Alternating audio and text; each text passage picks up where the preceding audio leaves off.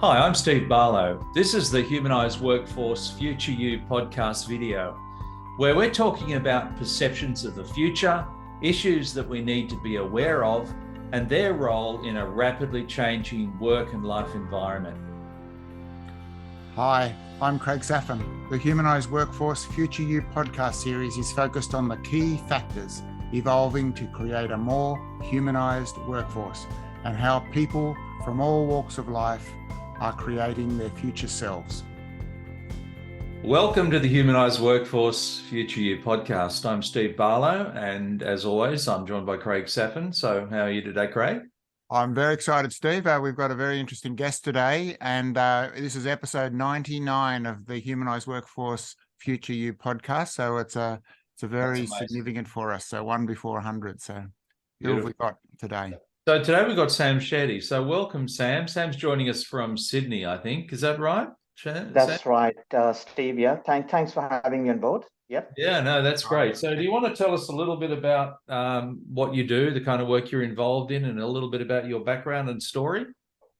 Sure, definitely. So I'm involved in a business called as eWeb Marketing. We are a digital marketing agency. We started off almost 20 years ago. I would say 20 years ago, having a website was a luxury. And then over a period of time, came along Google. Everyone jumped onto Google. And I would say somewhere around 2005, 2006 is where the small business community started seeing the value of having a website. And then we've seen a massive spike with small businesses rushing to buy their domain names and start up a business online. Then around 2007, 2008, we had the likes of social media like Facebook, Instagram, and so on, jumping onto the bandwagon. And I think by 2015, it was a crazy place. Anyone and everyone claimed to be a digital marketing expert. And the challenge with that is that if you're a small business owner and if you're trying to get online, if you don't know what to ask a digital marketing company, you might just go on the wrong path as such. So, and surprisingly, last year there was a research done which showed that there are around 15,000 digital marketing agencies in the country. Doing digital marketing. So as a business, we have evolved.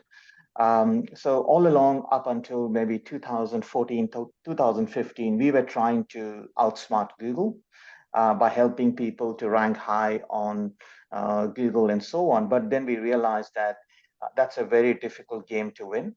So we kind of jumped sides and we work alongside Google and we focus more on helping businesses to communicate well with their consumers. Wow. Okay. The reason I'm laughing is because that's a fantastic history of digital marketing. You started off like 20 years ago, and having a website was a real big thing, wasn't it? That's interesting, isn't it? I'm smiling because my computer career started when we were still using cards, so that's similar but different, right? So yeah, let's talk about digital marketing because I think for a while there it's been called digital marketing, but increasingly over the last 5 to 8 years, I think it's just been called marketing, hasn't it? Can you talk about that transition, about how digital marketing has now become so ingrained in that marketing effort for corporates? Absolutely, Craig. So what has been happening is that a lot of people, I feel businesses, they jump into digital marketing because what they think is that they need to be visible on Google, they need to do something on Facebook, Instagram. So there's a lot of noise around digital marketing. But where businesses fail to understand that digital marketing doesn't work the same for every business. Some business could see 100% benefit from just doing digital marketing. So for example, if you have an e-commerce store, you don't have a physical presence, your website is practically your only source of reaching out to people. And because you're an online store, only people can find you online as such. So I think what has happened is two things. One is we feel that there's basically a gap between reality and expectation in the digital world. So a lot of times businesses spend money on marketing and they are expecting a business outcome in terms of getting this inquiries and so on. But for a marketing agency, their marketing goals are a bit different. They feel that their job ends when they make the phone ring or when an inquiry form isn't filled up. So there's a gray area in between, and that's where marketing really kicks in from other forms of marketing. We come across a lot of businesses wherein the business is spending money on marketing, but the salesperson involved in the business doesn't understand the cost that the business is paying to generate a lead. So some salespeople, you hand them leads, they make the first contact, can't get through, second contact, can't get through, they just give up. But they have no understanding that the business has spent almost around $800 to generate that lead. And I think that's why today, even though digital marketing is important, it actually has to be complemented from other, forms of marketing. For some businesses, digital marketing can help you get from start to finish. For other businesses, digital marketing can only complement your sales process. So if your sales process is longer, the digital marketing can only complement things that you do in a face-to-face kind of environment. For example, Craig, if I come and meet you and I meet you in a room full of 20 other businesses, I may just remember maybe your name or your company name. I may not remember what all we discussed. So the best way I would find more information is then I would go on to Google and research for your name. And then I want to, if I don't get the same kind of information on your website when I had a conversation with you face to face, then that's where everything that you've done lets you down. That makes sense. Yeah. It's got to be consistent end to end, hasn't it? Yeah. Absolutely. So with this change and all the changes the fantastic changes you've given in a chronological order and the more recent things, what are the skills that are required in the industry now? How is that changing in the types of people that you engage with? See, one thing is playing a big role in the last 3 years is AI. So almost every business is using AI, but not necessarily they might be openly admitting it. So if you take Google, Facebook, Instagram, so in other words, what is happening is that we are subconsciously, getting actually targeted advice by AI. That's right. It could be a good thing. It could be a bad thing. Yeah. We've seen some of the clients, like we had an incident last week where a client has been running Google AdWords for 10 years, had no problem, and the account got suspended. Right. And Google had no clue why. The support team, they just say, oh, the system said that you're selling fake products. But the fact is they're doing blinds and shutters. They're not selling leather bags or whatever it is. And there's no way, and there's no answer. That's the biggest problem. When AI takes over, the customer support agent has no idea. There's nothing on their books to tell you what is wrong. But after 6 hours, it was reactivated. We're still waiting for some clarification. So, we know that it shouldn't happen in the future. Yeah. So I think maybe what has to happen is from in the last 3 years, we've seen every year consumer behavior changing online. The way we use internet today is much different the way we used 5 or 6 years ago. And I think this is where businesses need to understand that even if they're going to spend money on marketing, are they marketing people at the right stage of their journey? So if you look at maybe Steve, and if you look at how you use Google 6-7 years back, you might go to Google, type in just 1 or 2 words and expect to get an answer. Yes. Now we actually ask a whole question to Google because Google has got more information, and that this is where AI starts kicking in. So every time you enter something into Google, you're actually sharing your behavior to Google to understand you better. So they try their best to give you a personalized result. So I think the change in the last 3 years is that there's more focus in what we call as personalized marketing rather than, standard marketing that addresses everyone's needs. Yeah, personalized marketing. So you need people who have those skills and who have that mindset, really, don't you? One of the things you said in your introduction, which I found very interesting, you said, for a while we've been trying to outsmart Google, but now we collaborate with Google. Can you talk a bit more about that? Because I think that's a very big change, isn't it?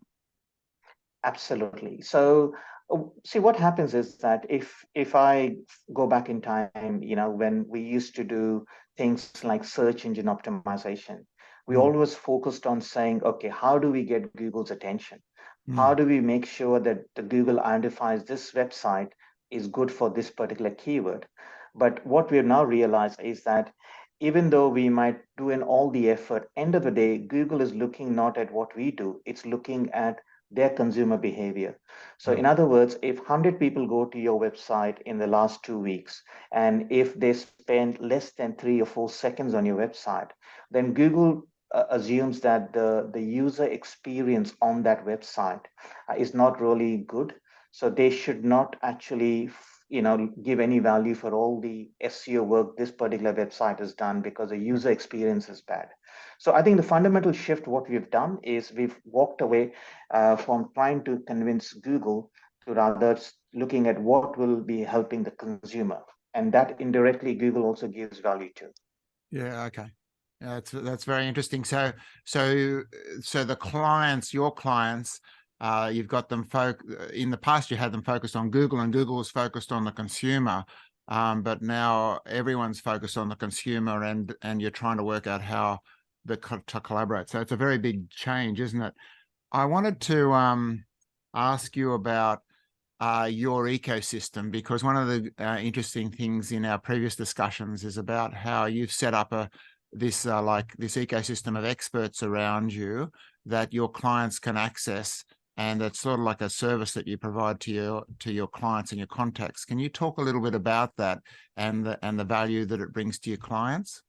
Absolutely. See, 4 or 5 years back, we used to do a lot of workshops in our office where we realized a lot of businesses would like to not only outsource their marketing, but would like to learn a bit more about it. So we would get around 15 small business owners into a room and take them on a journey of education as to, what's Google, what's AdWords, what's Facebook, and so on. But after doing that for a couple of months, we just realized is that we were having struggle in actually providing value to these people, because you could have in the room one person who's really knowledgeable, one has got no idea. Mm, So then trying to make sure that it makes sense to all of them, we realized that it doesn't really help mm, because the information used to be very generic. And I think this is the same case what happens with a lot of the councils that organize trainings for small businesses in the local community. The mm, information that they provide is very generic. So you come into a workshop like this, spend 3 hours, and as a small business owner, if you head back, into your work, you get distracted and you've forgotten whatever you've learned.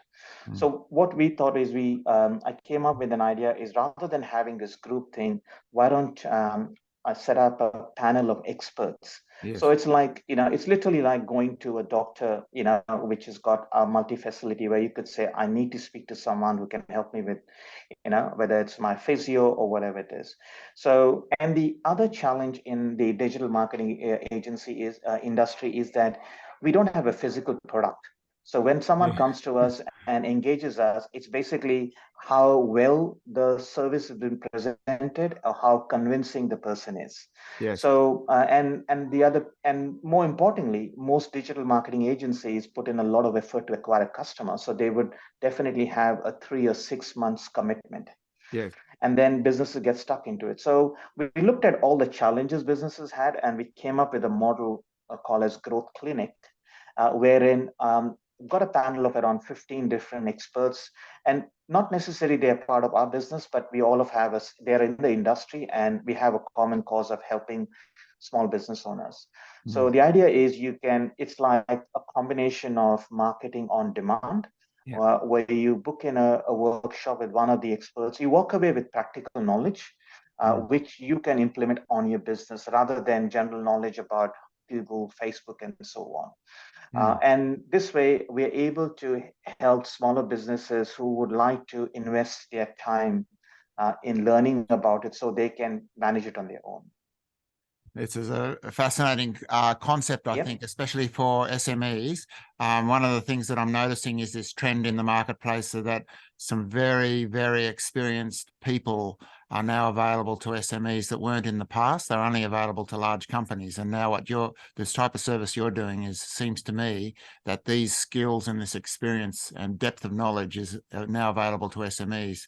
And I think it's very powerful for entrepreneurs to get access to that service, isn't it? So, Absolutely. yeah. It's very cost effective. At the same time, it's got a whole range of experts. So, you can actually tap into any area of marketing you need help with.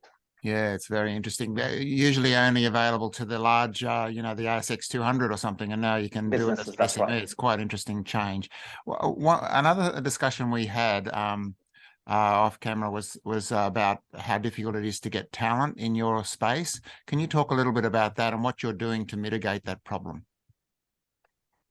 See, I think the challenge that we have in the industry is I would not like to hire someone who doesn't have experience and put them working on a client who's paying us, a decent amount of money for the marketing campaign. Mm, So our challenge is to find someone who's been in the industry for quite some time, understand, what things are, so they could be productive and valuable from month one as such. mm, So we are an industry wherein up until 3 years back, there was no official qualification. It's only in the last 3 years, universities have started talking about digital marketing as such. mm, So most of the digital marketing experts, including myself, we all are self-educated. We've learned online about things about how Google works and build over time. So it's a highly rewarding industry, but the problem is that attracting people across, I think we are a pampered industry as well. So it's an industry wherein company culture plays a very big role. mm, So we literally have to give almost all the perks that you could expect in an industry to be given. mm. And I think that's a challenge. We're trying to find someone who's happy to move from an agency come to us, but it's not an easy task. No. Do you do like when people join you, what sort of onboarding and training facility capability do you have? Is there an opportunity for that for them as well? Absolutely. So we are in the process of even hiring interns or or students who just coming out of university, Yes. so that we can give them insights to practical knowledge. Based on our experience, it takes us maybe anything between 3 to 4 months to get someone up to speed Mm, with all the tools and so on, and they could be productive. So most of the time, if we have a new staff who joins us, mm. they don't really work directly with the client one-on-one for at least for the first 3 months. Okay. So for that, that's the learning curve for them in terms of how we work on these campaigns. Because from where we look at it is, to be successful in digital marketing, you not only need to know how to use Google, Facebook, but also need to have a bit of a business mindset. Yes. Is in terms of, is this worth spending money for marketing? Is the value, return of investment good enough? Yeah. And so on. So I think that's where a bit of business marketing really kicks in. Yeah, it's an interesting comment because it's only like recently Steve and I interviewed someone and they were talking about how important it is to understand the business first and then the specific discipline second. And you're saying exactly the same thing, and try to understand the business so that you can apply the knowledge on the digital marketing across it. Yeah. Very good. All right. The last question I want to ask you before we go to Steve is the evolution of digital marketing that you've described today has been quite dramatic, to be honest, moving from very elementary to now very sophisticated. What can we expect in the next 5 years, do you think, or where do you think that trend is going? I think we are seeing a massive shift with AI data. So data is going to be a key thing. Yeah. So I think it's not about targeting a mass audience. It's about targeting someone very specific what they need. Yeah. And so the whole personalized marketing is going to be the key factor. Now, every time we go online, we leave our digital footprints. And I think technologists are getting really good in taking those footprints and actually creating what kind of a person we are. So we are getting onto, using voice-based searches and so on. So all of a sudden, we're going away from, typing things to natural way of searching things. So I think Yes. digital marketing in the future is going to be more like a conversation. So that means the likes of Google Assistant and Alexa will play an important role. We've seen the transition where kids and today they're so used to having touch screen that everything that they touch, they expect it to be a touch screen. So I think with marketing is the same thing. We may not really need to type in things. We are going to be asking questions. So we're going into a natural language based of marketing rather than what was defined in the past saying, hey, if you are a mortgage broker, will I go to Google and search for a mortgage broker? Or would I say, okay, I need a mortgage broker who can help me with my mortgage because I have hardly any documentation. So the way we search for information is going to change. Yeah. So that's fascinating and definitely in line with what I've been hearing as well. And where that fits is that the skills required in marketing are going to continue changing rapidly. And as you said, the training is not necessarily keeping up. And so you need to be very good at self-educating yourself. Sam, that's been incredible. Thank you very much. Steve, you want to bring it together for us? Yeah, sure. So, it's been fascinating to listen to you, Sam. The big picture thing that I got out of listening to you is all about strategic thinking. And this is a major issue and a very important thing to be able to do in a business. And you've demonstrated very well what that actually sounds like and what it looks like. And there are 5 areas that I want to kind of pick up on that you talked about as far as being strategic. And to some extent, some of the things that I'm going to say will harken back to Roger Martin's work on strategy, if people are familiar with that. But the first thing I got out of what you said was being strategic about what to do. Because you talked about this journey that you've been on and the way this journey has morphed. And you've done different things at different parts of the journey. And this is as the whole industry has matured and more people have entered into the digital space.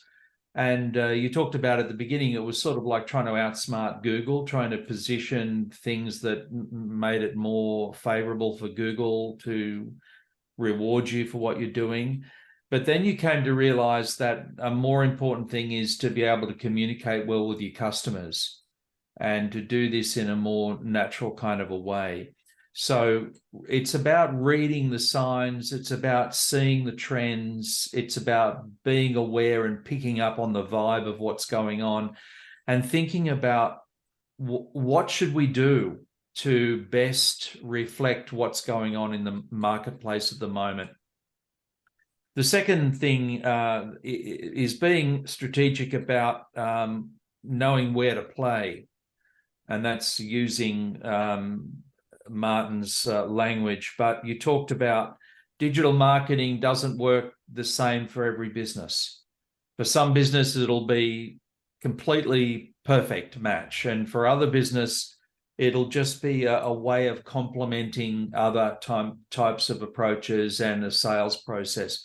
So kind of knowing what your business needs and thinking strategically about that and saying, is this a good fit for what we're trying to do? Is this where we should play? How much money should we spend in this area? And sort of being aware of that rather than just going along with the flow and sort of expecting it's going to work. The third thing that you talked about was being strategic about risk. And you talked about AI and some of the dangers of being over-reliant on AI, where it's making decisions that are locking people out and people don't know what's going on. but also being aware of the opportunities that AI creates. And you talked about personalized marketing, thinking about what will help the consumer. And AI can sort of be a tool that enables that to happen better. A fourth area that you talked about being strategic about was about knowledge and how to use knowledge. And you talked about the distinction between knowledge that's just very generic and very general versus knowledge that's very specific and very practical. And, how you use information, how you use the availability of knowledge and how you access that knowledge and acquire it and utilize it is an important strategic decision that can make the difference between whether you struggle or whether you're successful. And the fifth area was being strategic about people and HR and employees and partners, thinking about what has their experience been like, how much experience have they had, what about their kind of training, which a lot of it's been self-training, how much of that have they been engaged in, what do they know, things about onboarding them, having a business mindset, realizing that there's other things that needs to be going on inside people's heads. So being strategic and thinking deeply about these things. So these 5 areas to me are all essential parts of thinking strategically about the business. And I think this has come out in your story. So yeah, that's what I got out of it. Yeah, that's an amazing summary. Thanks very much, Steve, and thanks, Sam. Your experience. It's very interesting to hear your experience and the journey you've been on with digital. And I think one thing about it is it's only going to get more exciting, isn't it? So it's not the story's not over yet, is it? So that's fantastic. So thanks for coming on our podcast. Thanks, Sam. Thanks a lot for giving the opportunity, Craig and Steve. Thanks for watching this video on Humanised Workforce Future You. Please leave a rating or review for the series on the medium where you source your videos. The transcripts for today's video can be found on craigsaffin.com. Please subscribe to the series to avoid missing out on future episodes.